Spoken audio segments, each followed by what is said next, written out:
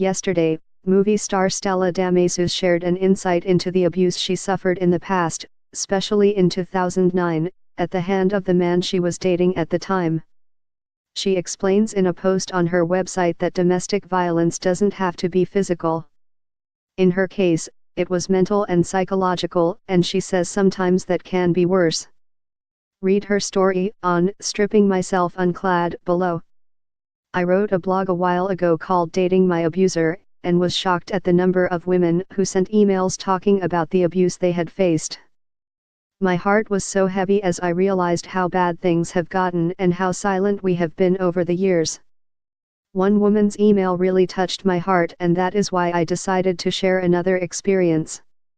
Stripping myself unclad in front of the world is not an easy thing to do, but when my experience encourages, heals, and informs others, then it is the right thing to do. I remember one day in 2009, I had just signed a contract with a new management company, and they sent their marketing manager to take pictures of me so that they could build a press kit and other materials for work.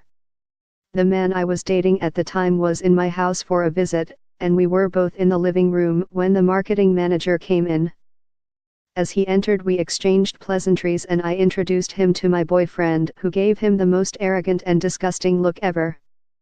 The marketing manager brought out his hand to shake him, but my boyfriend walked away and didn't even acknowledge his presence. I apologized to the guy, who was really shocked as he was sure they had never met. He was so confused and had to ask me if he did something wrong. I was highly embarrassed but had to quickly change the subject as usual. I say as usual because it was becoming a trend with my boyfriend. I knew how arrogant my boyfriend could be, but I didn't think it would be that bad. Anyway, I went upstairs to meet the glam squad in my dressing room so they could do their magic. When I was done, I got dressed and foolishly went to my boyfriend in the other room so he could see how beautiful I looked and maybe get a compliment. Instead, he looked at me and started calling me all sorts of names. I cannot even begin to mention the names I was called.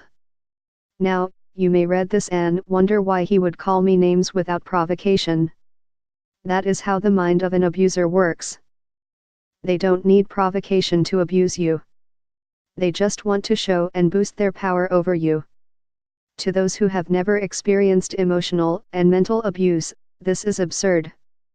At this point, I was used to hearing those names, but for some reason, I still could not end the relationship.